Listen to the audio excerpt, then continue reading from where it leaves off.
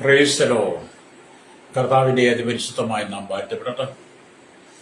ഈ നല്ല സമയത്ത് ഓർത്ത് ദൈവത്തെ സ്തുതിക്കുകയും വാഴ്ത്തുകയും ചെയ്യുന്നു. വിവിധ സ്ഥലങ്ങളിൽ രാജ്യങ്ങളുമായിരുന്ന ദൈവവചനം കേൾക്കുന്ന എല്ലാ പ്രിയപ്പെട്ടവർക്കും കർത്താവായ യേശുക്രിസ്തുവിന്റെ വിലയേറിയ നാമത്തിൽ എന്റെ സ്നേഹവന്ദനത്തെ അറിയിക്കുന്നു. അല്പസമയത്തെ ദൈവവചന ചിന്തയ്ക്കായി ഒരു ദൈവവചന ഭാഗം ഇവിടെ വായിക്കുന്നു. 24 സങ്കീർത്തനം അതിന്റെ 9-ാമത്തെ വാക്യം. വാതിലുകളെ നിങ്ങളുടെ തലകളെ ഉയർത്തുവിൻ, പണ്ടയുള്ള കഴുതലുകളെ ഉയർന്നിരിപ്പിൻ, മഹത്വത്തിന്റെ രാജാവ് പ്രവേശിക്കട്ടെ. വളരെ അനുഗ്രഹിക്കപ്പെട്ട തിരുവെഴുത്തും പല തവണകൾ ആവർത്തികളും വായിച്ച് പ്രസംഗിക്കുകയും ശുശ്രൂഷിക്കുകയും ചെയ്യുന്ന ഒരു ദൈവവചനമാണ് നമ്മൾ വായിച്ചു കേട്ടത്. പ്രത്യേകിച്ച് വേദപുസ്തകത്തിൽ 24 സങ്കീർത്തനത്തിനകത്ത് ഈ വാക്യങ്ങൾക്ക് വളരെ പ്രാധാന്യമുണ്ട്. പ്രൈസ്. ഇപ്പൊ പരിശുദ്ധന്മാവ് ഇന്ന് പകൽ നമ്മുടെ പുറം വാതിലുകളിൽ നിങ്ങളുടെ തലകളെ ഉയർത്തുവിൻ, പണ്ടയുള്ള കഥകളെ ഉയർന്നിരിപ്പിൻ. എന്തിനാണ്? മഹത്വത്തിന്റെ രാജാവ് പ്രവേശിക്കുവാൻ വേണ്ടി. പ്രൈസ്. നമ്മുടെ ദൈവത്തിന്റെ പേര് എന്ന് പറയുന്ന മഹത്വത്തിന്റെ രാജാവെന്നാണ്. പ്രൈസ്. അവൻ ജനങ്ങളുടെ ഹൃദയത്തിൽ തേജസ്സോടെ വസിപ്പാൻ ആഗ്രഹിക്കുന്നു. ദൈവത്തിന്റെ ജനത്തിന്റെ ഹൃദയങ്ങളിൽ തേജസ്സോടെ മഹത്വത്തിന്റെ രാജാവ് വസിപ്പാൻ ആഗ്രഹിക്കുന്നു. ഹല്ലേലൂയ. നിങ്ങളുടെ ജീവിതത്തിലേക്ക് പ്രവേശിപ്പാൻ കർത്താവ് ആഗ്രഹിക്കുമ്പോൾ, നിങ്ങളുടെ കുടുംബത്തിലേക്ക് പ്രവേശിപ്പാൻ ആഗ്രഹിക്കുമ്പോൾ, ഹല്ലേലൂയ, നിങ്ങൾക്ക് തടസ്സമായി ക്രിസ്തു നിങ്ങളുടെ ഹൃദയത്തിലും നിങ്ങളുടെ കുടുംബത്തിലേക്കും പ്രവേശിപ്പാൻ തടസ്സമായി നിൽക്കുന്ന ഈ ലോകത്തിന്റെ സകല ജഡികമായ പ്രവൃത്തികളെയും നിങ്ങൾ നീക്കിക്കളഞ്ഞ് നിങ്ങളൊരു ശുദ്ധീകരണം പ്രാപിക്കണം. പ്രൈസ്. ഹല്ലേലൂയ. കാരണം ദൈവത്തിന്റെ പ്രഭയാൽ, തേജസ്സിനാൽ ദൈവം നിങ്ങളെ നിറയ്ക്കാൻ ആഗ്രഹിക്കുന്നു. പ്രൈസ്. അപ്പം ദൈവം തേജസ് കൊണ്ട് നിറയപ്പെട്ടവനാണ്, മഹത്വത്തിന്റെ രാജാവാണ്. മഹത്വത്തിന്റെ രാജാവായ ദൈവ തേജസ്, ആ തേജസ് പ്രാപിച്ച കർത്താവ്, ആ പ്രഭയാൽ നിറയപ്പെട്ട് നിൽക്കുന്നവൻ ഏത് മനുഷ്യന്റെ ഹൃദയത്തിലേക്ക് വന്നോ അവിടെ ഒരു തേജസ്സിന്റെ മഹത്വം വെളിപ്പെടും. പ്രൈസ്. നമ്മുടെ ഏത് പ്രതിസന്ധികളായിരുന്നാലും പ്രതികൂലങ്ങളായിരുന്നാലും മഹത്വത്തിന്റെ രാജാവ് നമ്മുടെ ഉള്ളിൽ വരുമ്പോൾ നാം അറിയാത്ത ഒരു സന്തോഷം നമ്മുടെ ഉള്ളിൽ ഉണ്ടാകും. പ്രൈസ്. വിശ്വസിക്കുന്ന ദൈവജനത്തിന് സ്തോത്രം പറയാമോ? അതേ സഹോദര സൗരി, ഇന്ന് പകൽ നിന്റെ ജീവിതത്തിൽ മഹത്വത്തിന്റെ രാജാവ് പ്രവേശിക്കുവാൻ വേണ്ടി, ആ തേജസ്സിന്റെ ഉള്ളിൽ നിന്ന് വെളിപ്പെടാൻ, ആ നിന്റെ കുടുംബത്തിൽ നിന്ന് വെളിപ്പെടുവാൻ, നിന്റെ തലമുറയിൽ അതൊന്ന് വെളിപ്പെടാൻ വേണ്ടി നിങ്ങളെ ഒന്ന് പൂർണ്ണമായി സമർപ്പിച്ചു കൊടുക്കുന്നെങ്കിൽ നിന്റെ ജീവിതത്തിന്റെ ഇരുൾ നിറഞ്ഞു നിൽക്കുന്ന അനുഭവത്തെ മുഴുവൻ ദൈവം നീക്കി തരും. രക്തം ചെയ്യും.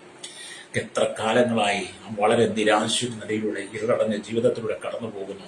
ആ സ്ഥിതിക്ക് ദൈവം ഒരു മാറ്റം തരാൻ ആഗ്രഹിക്കുന്നു. ഹല്ലേലൂയ.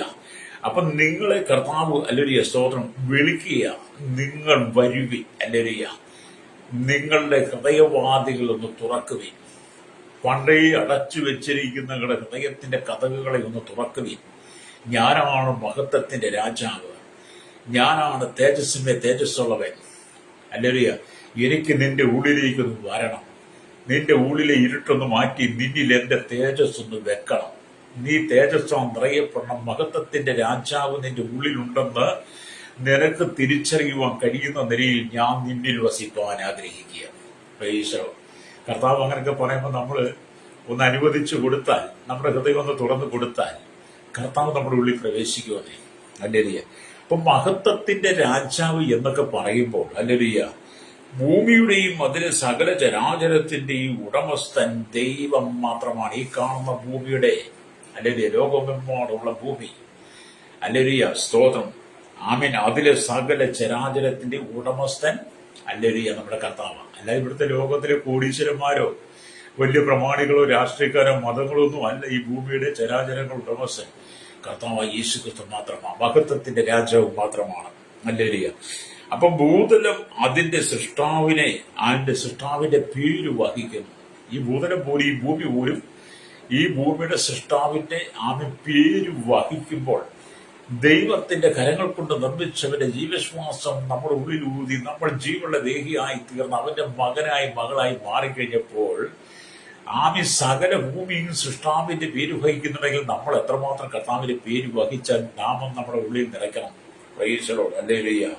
അതാണ് ദൈവത്തിന്റെ വചനം പറയുന്നത്. ഹല്ലേലൂയ.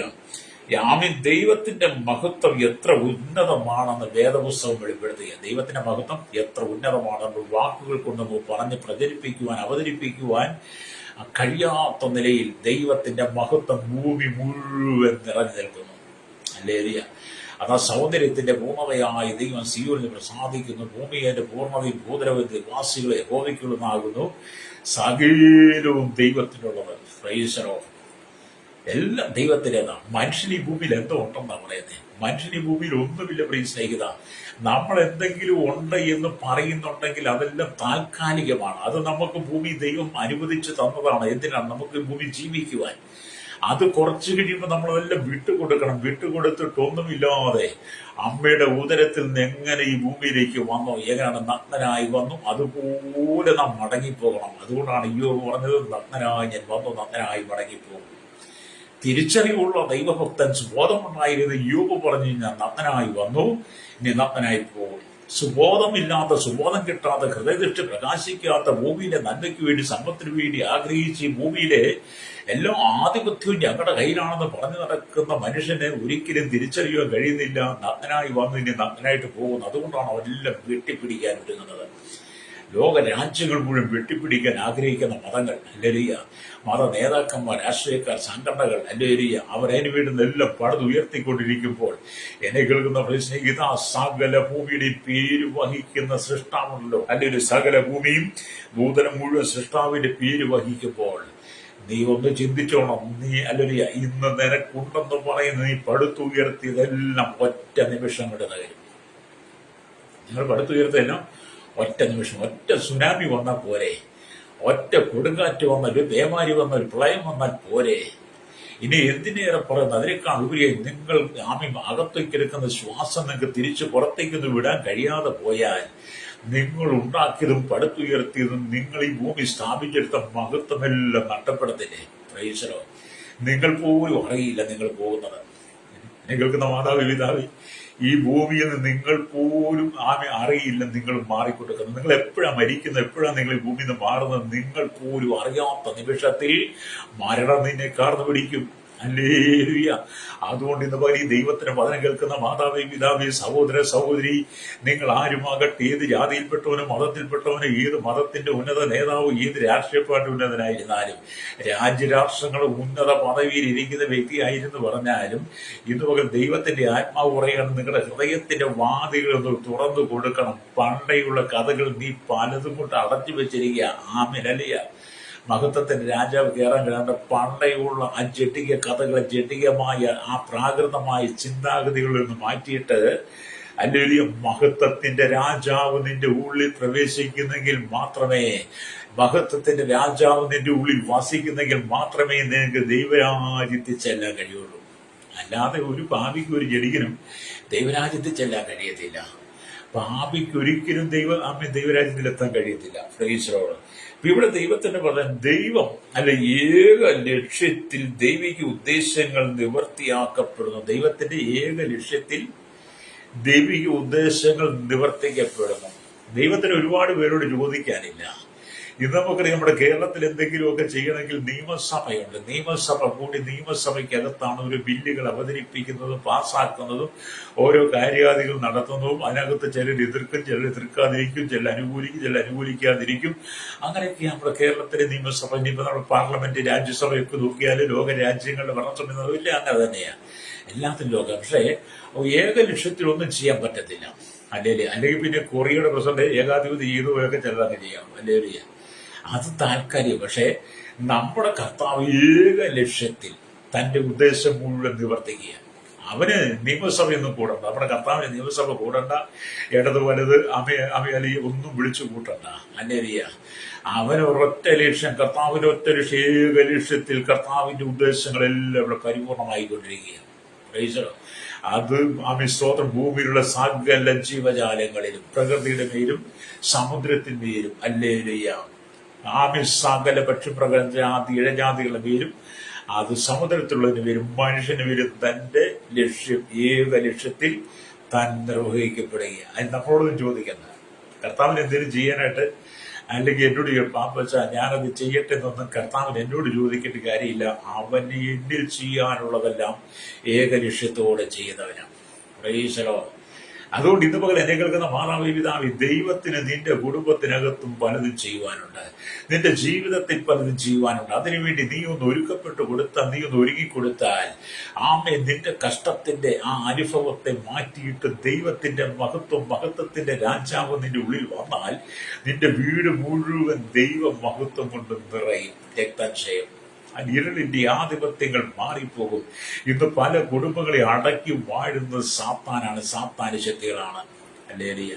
അപ്പൊ ഈ മഹത്വത്തിന്റെ രാജാവ് എന്ന് പറയുന്നത് ആമി ഒരു കപ്പേളയിൽ വസിക്കുന്നവനല്ല. മഹത്വത്തിന്റെ രാജാവ് മനുഷ്യരുണ്ടാക്കി വെച്ചിരിക്കുന്ന പള്ളികളിലെ കപ്പേളകളിലോ അല്ലെങ്കിൽ കാണിക്ക വഞ്ചുകളിലോ ഹല്ലേലൂയ കുരിശടികളിലോ വസിക്കുന്നവനല്ല മഹത്വത്തിന്റെ രാജാവ്. അതും കൊണ്ട് ഇനി ഭൂമി മനുഷ്യനുണ്ടാക്കി വെച്ചിരിക്കുന്ന ദേവാലയങ്ങൾക്കകത്തോ ക്ഷേത്രങ്ങൾക്കകത്തോ മോസ്കുകൾക്കകത്തോ വസിക്കുന്നവനല്ല. 4 ചുമരുകൾക്കകത്ത് 4 ചുമര് കൊണ്ടുണ്ടാക്കിയ ഒരു കെട്ടിടത്തിനകത്ത് വസിക്കുന്നവനല്ല മഹത്വത്തിന്റെ രാജാവ്. അല്ലേരി അപ്പോസ്തലർ 11 വായിച്ചാൽ അതേന പുരുഷന്മാരോട് പൗലോസ് പറഞ്ഞ് കേൾക്കാൻ കഴിയും. അല്ലേരിയ, മനുഷ്യന്റെ കൈപ്പണിയായ ക്ഷേത്രങ്ങളിൽ ഈ ലോകത്തെ മുഴുവൻ സൃഷ്ടിച്ച സൃഷ്ടാവായ ദൈവം വസിക്കുന്നില്ല എന്ന് പൗലോസ് പറയുന്ന കാണാൻ കഴിയും. അപ്പൊ ദൈവം നമ്മൾ കൈകൊണ്ട് സൃഷ്ടിച്ച ഒന്നിലും വസിക്കുന്നവനല്ല. പിന്നെ എവിടാണ് ദൈവം വസിക്കുന്നത്? ദൈവത്തിന്റെ കൈകൾ കൊണ്ട് സൃഷ്ടിച്ച ദൈവത്തിന്റെ മന്ദിരമായി നമ്മളില്ല ദൈവം വസിക്കുന്നത്. മനുഷ്യന്റെ ചിന്താഗതി എന്താണ്? മനുഷ്യൻ പടുത്തുയർത്തിയ വലിയ ഗോപുരങ്ങൾ പോലെ പടുത്തുയർത്തിയ വലിയ മണിമാളികൾ പോലെ പടുത്തുയർത്തിയ വലിയ സൗധങ്ങൾ പോലെ പടുത്തുയർത്തിയ ആ മനുഷ്യന്റെ മതങ്ങൾ പടുത്തുയർത്തിയ അവരുടെ ആലയങ്ങളിലാണ് ദൈവം വസിക്കുന്ന എല്ലാവരും ചിന്തിക്കുകയും പഠിപ്പിക്കുകയും ചെയ്യുന്നത്. അങ്ങനെയല്ല കേട്ടോ. നമ്മുടെ കൈപ്പണിയായ ക്ഷേത്രങ്ങളിലോ നമ്മുടെ കൈപ്പണിയായ ദേവാലയങ്ങളിലോ മോസ്കുകളിലോ ദൈവം വസിക്കുന്നില്ല.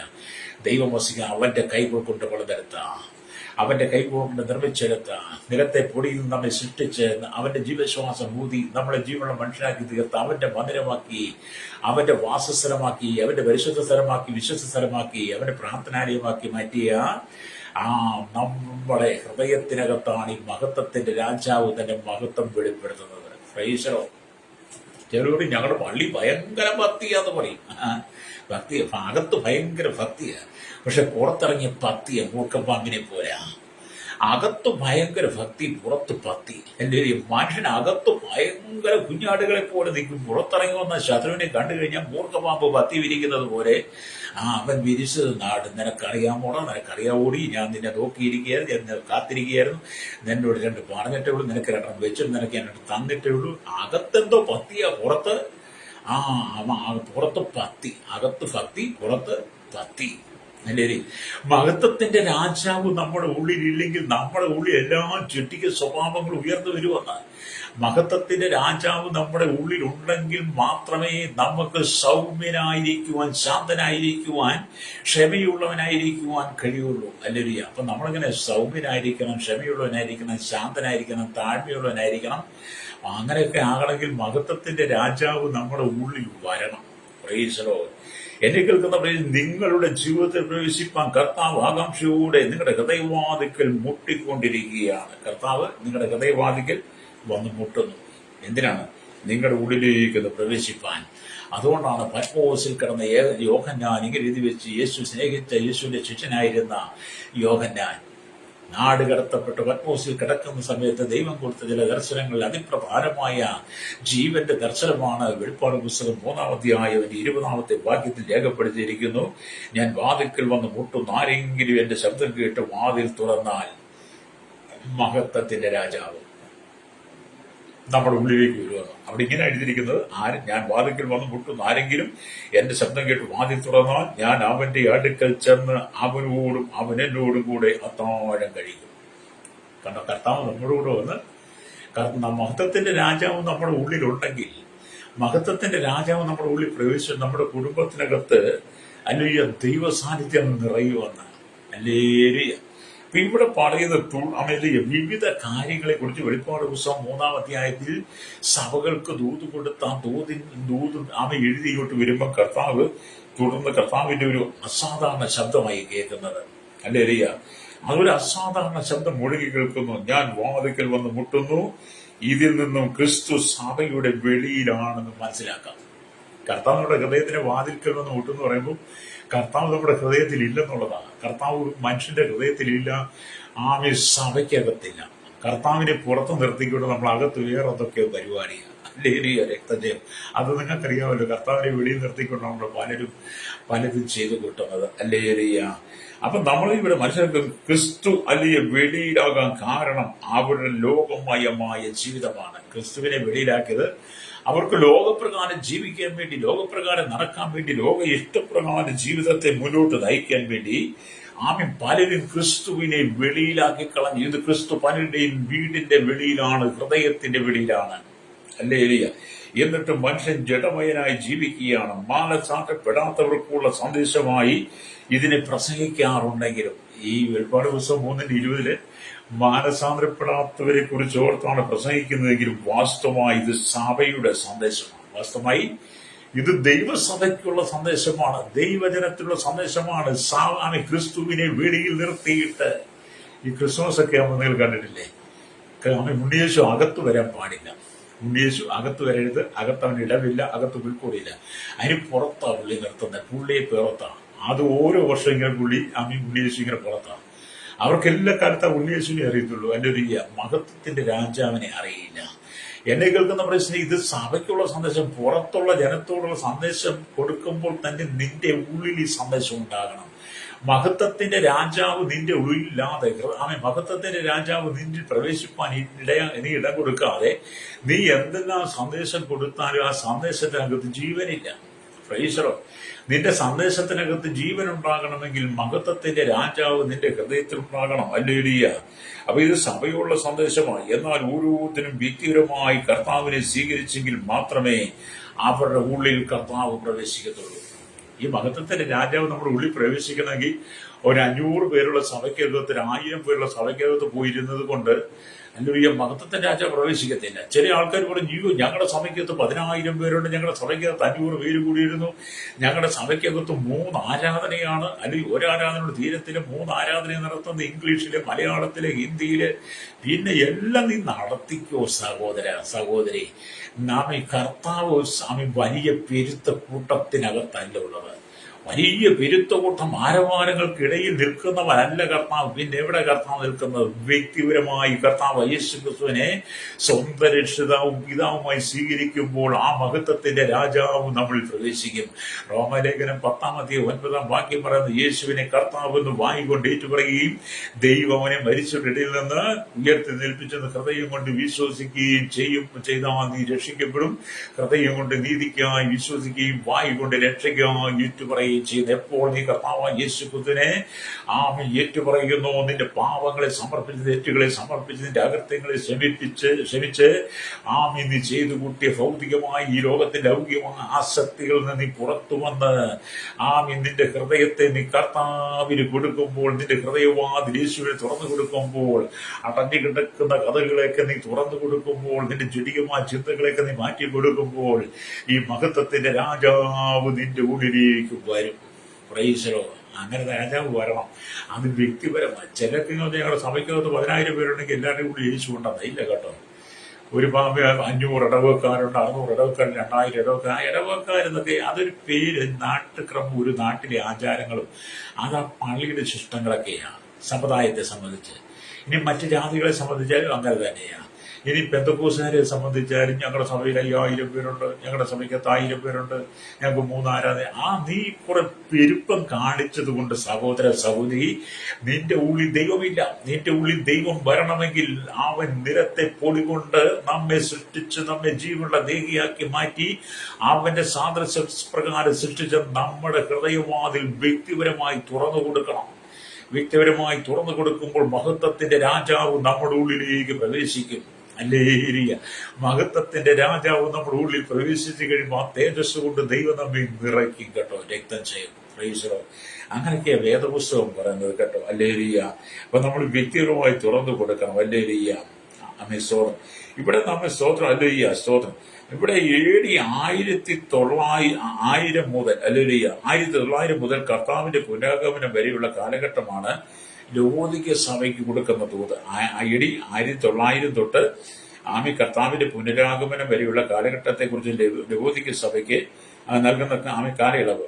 ഓരോ സഭകൾക്കും ഓരോ കാലഘട്ടങ്ങൾ പറഞ്ഞിട്ടുണ്ടെങ്കിലും 7 സഭകളിലുമുള്ള പ്രത്യേകതകൾ എല്ലാ കാലത്തും അല്ലൊരിയ അത് എല്ലാ കാലത്തും ഏതെങ്കിലും സ്ഥലസഭകളിൽ കർത്താവിന്റെ വരവ് വരെ ഉണ്ടായിരിക്കണം. അപ്പൊ 7 സഭകളെ കുറിച്ച് ദൂത് കൊടുക്കുമ്പോൾ 7 സഭകൾക്ക് 7 സ്വഭാവമാണ്, 7 നിലവാരത്തിലാണ് സഭയ്ക്ക് അറിയാവുന്നത്. അപ്പൊ 7 നിലയിലും 7 പ്രത്യേകമായ നിലയിലുമാണ് സഭ പ്രവർത്തിക്കുന്നു പറഞ്ഞാലും മഹത്വത്തിന്റെ രാജാവ് നിന്റെ ഉള്ളിലുണ്ടായിരിക്കണം. ഹല്ലേലൂയ. ഭൂമിയിലൂടെ അനവധി ജാതികളുണ്ട്. ജാതികളുണ്ട്, ഒരുപാട് ജാതികളുടെ. നീ ജാതി ആചാരപ്രകാരം ജാതിക ചിന്തകൾ പ്രകാരം നിങ്ങളുടെ എല്ലാ കർമ്മങ്ങൾ ചെയ്താലും എന്തെല്ലാം ചെയ്താലും എന്നെ കേൾക്കുന്ന സ്നേഹിത വ്യക്തിപരമായി ഈ സൃഷ്ടമായി ദൈവം നിന്റെ ഉള്ളിൽ പ്രവേശിക്കുന്നില്ലെങ്കിൽ, ഈ മഹത്വത്തിന്റെ രാജാവ് നിന്റെ ഉള്ളില്ലെങ്കിൽ നിന്റെ ജീവിതം ഇരുളടഞ്ഞത് തന്നെയാണ്. ഹല്ലേലൂയ. മഹത്വത്തിന്റെ രാജാവ് നമ്മുടെ ഉള്ളിൽ പ്രവേശിക്കണം. അല്ലേ? അതാണ് ദൈവത്തിന്റെ വചനമേ ഓർപ്പിക്കുന്നത്. ഞാൻ വാതിക്കൽ വന്ന് മുട്ടുന്നു, ആരെങ്കിലും എന്റെ ശബ്ദം കേട്ട് വാതിൽ തുറന്നാൽ ഞാൻ അവന്റെ അടുക്കൽ ചെന്ന് അവനോടും അവൻ എന്നോടും കൂടെ അത്താഴം കഴിക്കും. അങ്ങനെയുള്ള കുടുംബങ്ങളുണ്ടോ? വൈകിട്ട് സന്ധ്യാപ്രാർത്ഥന, പകൽഗാമി കുടുംബ പ്രാർത്ഥനയൊക്കെ ഉണ്ടോ? ആരെങ്കിലും വീടുകളുണ്ടോ? അപൂർവം കുടുംബങ്ങളുണ്ട് കേട്ടോ. പ്രൈസോ. ഇപ്പൊ ഈ പന്തുകളി വന്നാൽ പിന്നെ അതും നഷ്ടപ്പെട്ടതാണ്. ഞാനത് കഴിഞ്ഞതേ പറഞ്ഞു. ഇത് തന്നെ എല്ലാ ദിവസവും ഒരു പ്രാർത്ഥിക്കണം. പ്രാർത്ഥനയിലെ പ്രാർത്ഥിക്കാൻ കൂടുതൽ 1 മാസം പ്രാർത്ഥനയില്ല കുടുംബത്തിനകത്ത്. ഹല്ലേലൂയ. മഹത്വത്തിന്റെ രാജാവ് ഇറങ്ങിപ്പോയി, പുറത്തായിപ്പോയി. ഹല്ലേലൂയ. അപ്പൊ ഇവിടെ നമ്മൾ ദൈവത്തിന്റെ വചനം വായിക്കാൻ കാണുന്നുണ്ട്. ഹല്ലേലൂയ. ദൈവ വചനമൊക്കെ എന്ന് പറയുന്നത് ജീവന്റെ വചനമാണ്. ഇവിടെ ഉത്തമഗീതമൊക്കെ നമ്മൾ വായിക്കുമ്പോൾ നമുക്ക് കാണാൻ കഴിയുന്ന ഒരു കാര്യമുണ്ട്. ഹല്ലേലൂയ. ഉത്തമഗീതം 5-ാം അധ്യായം അതിന്റെ 2-ാമത്തെ വാക്യത്തിലേക്ക് വരുമ്പോൾ ഇങ്ങനെ കാണുന്നുണ്ട്. ഹല്ലേലൂയ. ഞാൻ ഉറങ്ങുന്നുവെങ്കിലും എന്റെ ഹൃദയം ഉണർന്നിരിക്കുന്നു, വാതിക്കൽ മുട്ടുന്ന എന്റെ പ്രിയന്റെ സ്വരം. എന്റെ സഹോദരി, എന്റെ പ്രിയേ, എന്റെ പ്രാവി, എന്റെ നിഷ്കളങ്കി, തുറക്കുക എന്റെ ശിരസെ. മഞ്ഞുകൊണ്ടും കുറുതലുകൾ കൊണ്ടും രാത്രിയിൽ പെയ്യുന്ന മഞ്ഞുതുള്ളികൾ കൊണ്ടും നനഞ്ഞിരിക്കുന്നു. ഹൃദയത്തിന്റെ വാതിക്കൽ വന്ന് പ്രിയൻ മുട്ടുകയാ. ശൂനേകാരത്തിയുടെ ഹൃദയവാതിക്കൽ വന്ന് മുട്ടുകയാ. അവൾ ഒരുപാട് തടസ്സങ്ങളാ പറയുന്ന. താഴോട്ട് വായിക്കുമ്പോൾ അവൾ ഒരുപാട് തടസ്സം പറയും. എന്താ അവൾ പറയുന്നത്? എന്റെ ആങ്കി ഞാൻ ഊരിയിരിക്കുന്നു, അത് വീണ്ടും ധരിക്കുന്നത് എങ്ങനെ? എന്റെ കാലുകളെ കഴുകിയിരിക്കുന്നു, അവയെ മലിനമാക്കുന്നത് എങ്ങനെ? എന്റെ പ്രിയൻ ദാരത്തിൽ കൂടി കൈനീട്ടി, എന്റെ ഉള്ളം അവനെ ചൊല്ലി ഉരുകിപ്പോയി. അല്ലെങ്കിൽ എന്റെ പ്രിയനെ തുറക്കേണ്ടതിന് ഞാൻ എഴുന്നേറ്റ് വന്നപ്പോഴത്തേനാ പ്രിയൻ അങ്ങ് പോയി. പലരും ഇന്ന് കർത്താവ് ഹൃദയവാദികൾ മുട്ടുമ്പോൾ പലതും പറഞ്ഞങ്ങ് മുട്ടുക. ചില കുട്ടികളെയൊക്കെ കാണുന്നില്ല, ചിലപ്പോൾ പ്രാർത്ഥിക്കാൻ വിളിച്ചാൽ മൂളി ഞരങ്ങി അങ്ങോട്ട് തിരിഞ്ഞു ഇങ്ങോട്ട് തിരിഞ്ഞ് കേൾക്കുന്നുണ്ട്, സുബോധമൊക്കെ ഉണ്ട്, പിന്നെ ഉണർന്നു. അല്ലെങ്കിൽ പക്ഷെ എഴുന്നേക്കാൻ മടിയാ. അല്ലേലിയ. എന്താണ് ശൂന്യകാര്യത്തിൽ പറയുന്നത്? അല്ലേലിയ. സ്തോത്രം. എന്റെ ഹൃദയം, ഞാൻ ഉറങ്ങുന്നുവെങ്കിലും എന്റെ ഹൃദയം ഉണർന്നിരിക്കുന്നു, വാതിക്കൽ മുട്ടുന്ന എന്റെ പ്രിയന്റെ സ്വരം. അവൾ ഉറങ്ങുന്നുവെങ്കിൽ അവളുടെ ഹൃദയം ഉണർന്ന. വാതിക്കൽ മുട്ടുന്ന പ്രിയന്റെ സ്വരം അവൾ കേൾക്കുന്നുണ്ട്. നമ്മളും ഇങ്ങനെയൊക്കെയാ. നമ്മൾ ഉറങ്ങുന്നുവെങ്കിൽ നമ്മുടെ ഹൃദയം ഉണർന്നു, വാതിക്കൽ മുട്ടുന്നു. അപ്പനും അമ്മയും പ്രാർത്ഥനയ്ക്ക് വിളിക്കുന്നത് കേൾക്കുന്നുണ്ട്. പക്ഷേ അവളും ഈ ശൂന്യകാരി പറഞ്ഞ പോലെ പല ഉപാധികൾ പറയുകയാണ്. ഹല്ലേലൂയ. മഹത്വത്തിന്റെ രാജാവ് നിങ്ങളുടെ ജീവിതത്തിലേക്ക് പ്രവേശിപ്പാൻ ഇരുളിന്റെ ആധിക്യം നിങ്ങളുടെ ഉള്ളിൽ ഉണ്ടാകത്തില്ല. മഹത്വത്തിന്റെ രാജാവ് നിന്റെ ഉള്ളിൽ വന്നാൽ ഇരുളിന്റെ പ്രവൃത്തികൾ നിന്റെ ജീവിതത്തിൽ നീങ്ങിപ്പോകും. ഹല്ലേലൂയ. എന്നെക്കൊക്കെ പൂർണ്ണമായും കർത്താവ് നിങ്ങളുടെ ഉള്ളിലേക്ക് വരുമ്പോൾ അംശമായത് നിങ്ങൾ മാറിപ്പോൾ, പൂർണ്ണമായത് വരുമ്പോൾ അംശമായത് നീങ്ങിപ്പോകുന്ന വചനം പറഞ്ഞത് കേട്ടോ. അതുകൊണ്ട് ഇന്ന് നിങ്ങളുടെ ജീവിതത്തിൽ വലിയ മാറ്റം വരുത്തുവാൻ നിങ്ങൾ ആഗ്രഹിക്കണം.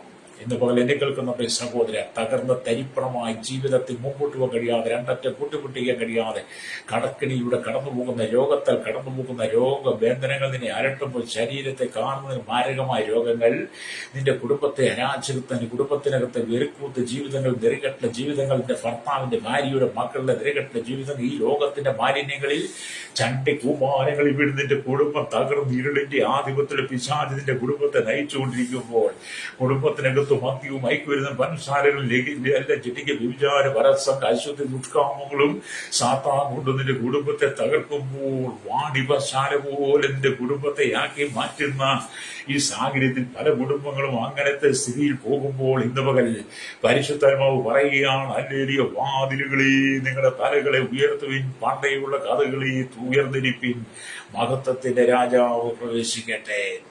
Price the Lord. ഹല്ലേലൂയ. അപ്പൊ ഈ കർത്താവ് നമ്മുടെ ഉള്ളിൽ വന്നാൽ സകല ഇരുട്ടും മാറുമെന്ന്.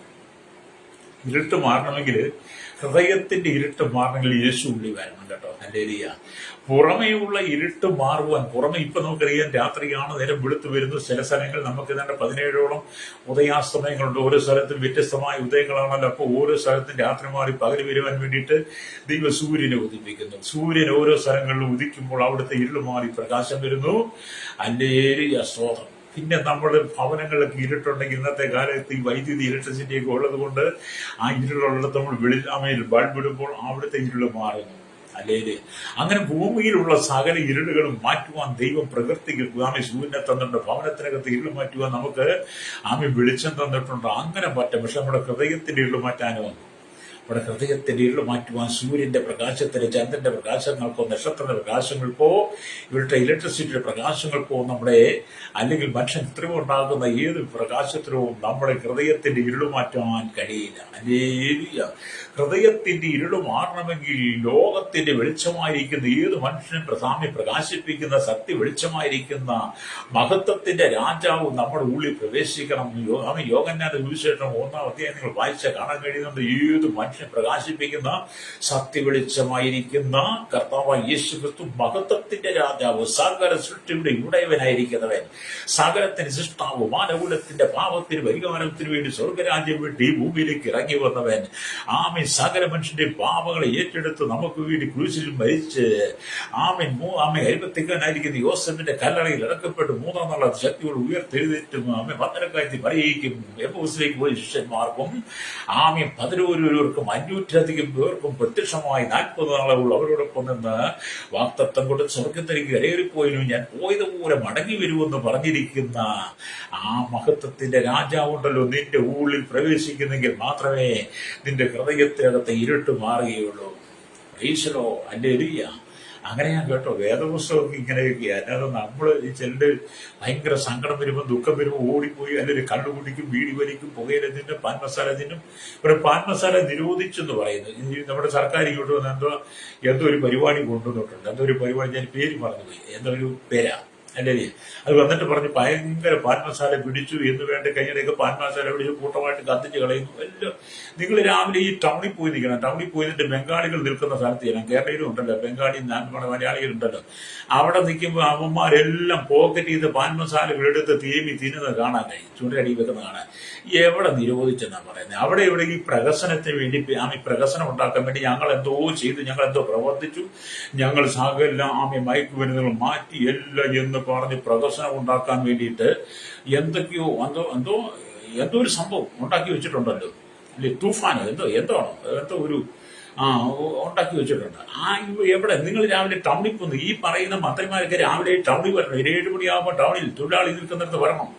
രാവിലെ ഒരു 7 മണിയാകുമ്പോൾ ഒരു 6:30 കഴിയുമ്പോൾ എല്ലാ പട്ടണത്തിലും എല്ലാ ഗ്രാമങ്ങളിലുള്ള ടൗണുകളിൽ, സിറ്റികളിൽ, ഗ്രാമങ്ങളിൽ വരണം. തൊഴിലാളി കൂടി നിൽക്കുന്നിടത്ത് വരണം. എവിടെയാണ് നിരോധിച്ചത്? എന്താണ് നിരോധിച്ചത്? നിരോധിച്ച പാൻ മസാല ഇവന്മാരുടെ പോക്കറ്റിൽ എവിടെ നിന്ന് വന്നു?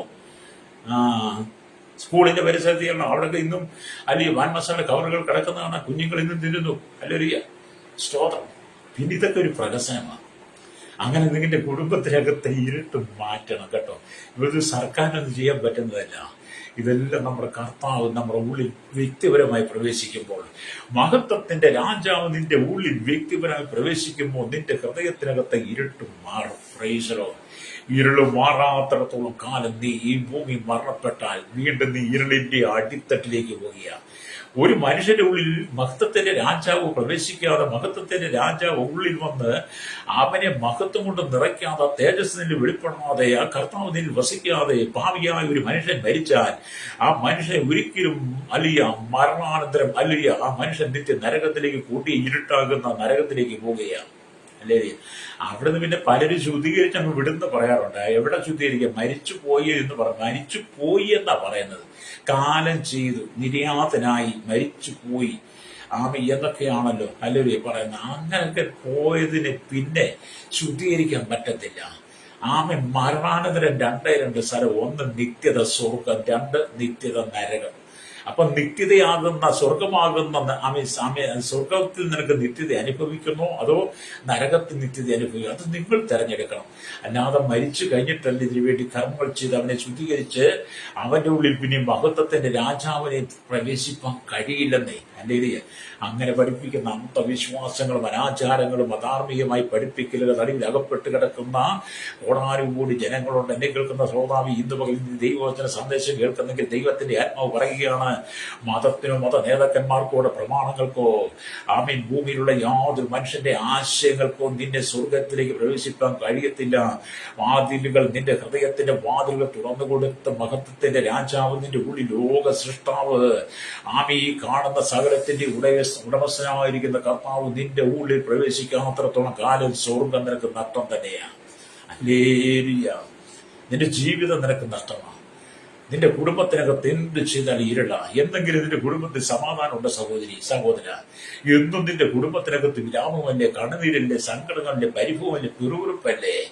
ആമി സഹോദരന്മാർ തമ്മിൽ സൗകര്യമാർ തമ്മിൽ കൂട്ടി കലശി ഇടർച്ചകളും പ്രശ്നങ്ങളുമല്ലേ, വെല്ലുവിളികളല്ലേ നിന്റെ കുടുംബത്തിൽ. സ്വസ്ഥതയുടെ അനുഭവം നിന്റെ കുടുംബത്തിനകത്തുണ്ടോ? ഇല്ല. എന്തുകൊണ്ട്?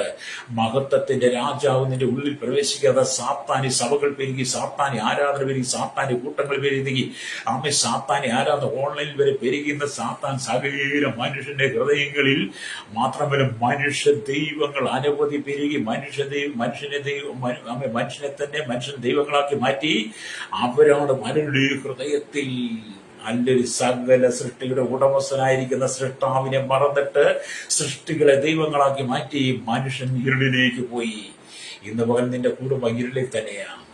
നീ വെളിച്ചത്തിലേക്ക് വരണം. ഹല്ലേലൂയ. അതുകൊണ്ട് ഞാൻ നിങ്ങൾക്ക് വേണ്ടി പ്രാർത്ഥിക്കാൻ പോവുക കേട്ടോ. ഹല്ലേലൂയ. നിങ്ങൾക്ക് നിങ്ങളുടെ പണമോ പ്രതാപോ നിങ്ങളുടെ പേരോ പ്രശസ്തി നിങ്ങളുടെ സ്ഥാനമാനങ്ങളോ പാരമ്പര്യമോ നിങ്ങളുടെ അല്ലെങ്കിൽ പിതൃസ്വത്തുക്കളോ ഒന്നും അല്ല നിങ്ങളെ സ്വർഗത്തിലേക്ക് കൊണ്ടുപോകുന്നത്. നമ്മെ സ്വർഗത്തിലേക്ക് കൊണ്ടുപോകുന്നത് മഹത്വത്തിന്റെ രാജാവ് നമ്മുടെ ഉള്ളിൽ പ്രവേശിച്ച് അവന് നമ്മൾ ജീവിക്കുമ്പോഴാണ്. ജീവിത വിശുദ്ധിയോടെ ജീവിക്കുമ്പോൾ, കർത്താവിന്റെ വരവിന് പ്രത്യാശയോട് നിൽക്കുമ്പോൾ, ഈ ലോകത്തിന്റെ പാപങ്ങളിൽ മാലിന്യങ്ങളിൽ നീ വീണുപോകാതെ, ഈ ലോകത്തിന്റെ ചെളിക്കുണ്ടിലേക്ക് നീ വീണുപോകാതെ നിന്റെ ജീവിതത്തെ നീ വിശുദ്ധിയോടെ കാത്തു സൂക്ഷിക്കുന്നെങ്കിൽ, നിന്റെ ഹൃദയവാതിൽ തുറന്ന് നിന്റെ ഹൃദയത്തിന്റെ വാതിൽ തുറന്ന് പണ്ടേ അടഞ്ഞു വെച്ച് പലതും കൊണ്ട് അടച്ചു കൂട്ടി വെച്ച് കഥകളെ നീ തുറന്ന് അല്ലെങ്കിൽ നിന്റെ കഥകൾ തുറന്ന് കൊടുക്കണം. അല്ലയ്യ. അതുകൊണ്ട് ആ കഥകളെ ഉയർന്നിരിപ്പേൻ. മഹത്വത്തിന്റെ രാജാവ് പ്രവേശിക്കണം. ഇന്ന് പകൽ ഈ ദൈവത്തിനെ കേൾക്കുന്ന ശ്രോതാവ്, ഈ മഹത്വത്തിന്റെ രാജാവ് നിന്റെ ഉള്ളിലുണ്ടോ? നീ ഏത് മതക്കാരുമാകട്ടെ, ഏത് ദേശക്കാരൻ, ഏത് ഭാഷക്കാരുമാകട്ടെ, ഏത് ഗോത്രവിഭാഗത്തിൽപ്പെട്ടവനാകട്ടെ, മഹത്വത്തിന്റെ രാജാവ് സൃഷ്ടമായി ദൈവം നിന്റെ ഉള്ളിലുണ്ടോ? ഹല്ലേലൂയ. ഏത് മനുഷ്യൻ പ്രകാശി സത്യ വെളിച്ചമായിരിക്കുന്ന മഹത്വത്തിന്റെ രാജാവ് നിന്റെ ഉള്ളിലുണ്ടോ സഹോദര സഹോദരി? അതുകൊണ്ടെങ്കിൽ നിന്റെ കുടുംബത്തിന്റെ എല്ലാ കഷ്ടതയും മാറും, നിന്റെ ജീവിതത്തെ കഷ്ടങ്ങൾ മാറും.